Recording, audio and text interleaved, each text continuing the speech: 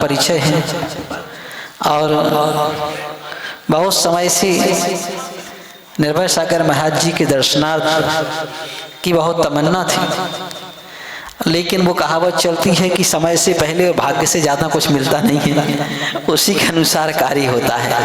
कि देखिए दिल्ली में 7 चतुर्मास रहा, थोड़ा अंतर था, करीब 20 किलोमीटर का। उतने के बावजूद भी महाराज जी की खबर भी आई। हमने सोचा कि चलो आगे एक कार्यक्रम हो रहा है, उसमें महाराज जी भी आएंगे, हम भी आएंगे, उसमें मिल लेंगे, लेकिन संयोग से वो कार्यक्रम संपन्न नहीं हुआ। फिर बाद में दूसरा स्थान पर हुआ तो हम वहां पहुंच नहीं पाए। आचार्य श्री का भी निकलना हो चुका। लेकिन जब भावना हो तो भावना कहीं ना कहीं पूरी अवश्य होती है। कहा हुआ है कि दानम दरिद्रता नाशनम, शीलम दुर्गति नाशनम, अज्ञान नाशनी प्रज्ञा, भावना भवनाशनी। का भावना अगर हो तो कहीं ना कहीं संयोग मिल ही जाता है। तो ऐसे हमारे ज्येष्ठ भ्राता जो कि हमारे लिए पिता तुल्य ही हैं, गुरु तुल्य ही हैं, हम तो उनके सामने बहुत छोटे हैं। तो क्या पत्तों की तो बात क्या गुलशन, क्या फूल खुशबू देती है मुझे निर्भय सागर महाराज के चरणों की धूल, निर्भय सागर महाराज के चरणों की धूल। का संतों के समागम से हमें हमेशा एक शिक्षा ग्रहण करना चाहिए, और वो ये है कि जो एक धर्म का अंग भी है वह होता है एक वात्सल्य और प्रेम।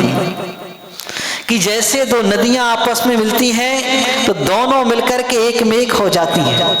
उनमें ऐसा नहीं लगता है कि ये दो अलग अलग धाराओं से आई हुई हैं और इनकी धाराएं कोई अलग अलग हैं, वह एक दूसरे में आत्मसात हो जाती हैं। वैसे ही जब संत मिलते हैं तो एक दूसरे में इस तरह से वह आत्मसात हो जाते हैं कि वह अलग अलग कहीं से कहीं दिखाई नहीं देते हैं। और हमारे निर्भय सागर जी महाराज का वात्सल्य और प्रेम हमें आज से नहीं, बहुत पहले से है। जब हम क्षुल्लक अवस्था में थे तब से ही हमें इनका वात्सल्य और प्रेम हमेशा से मिलता रहता है। और जब भी हमें कोई समस्या आती है, कुछ भी होता है, तो सबसे पहले हम निर्भय सागर महाराज को ही याद करते हैं और हमारी समस्याओं का समाधान भी हो जाता है। सम्मेद शिखर जी में हम थे, वहां पर भी थोड़ी हमें समस्या हुई।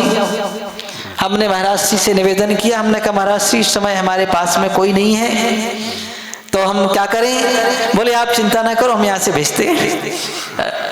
और एक दूत बना करके भेज दिया और बहुत अच्छे से वह 4 महीने तक वह रहे भी।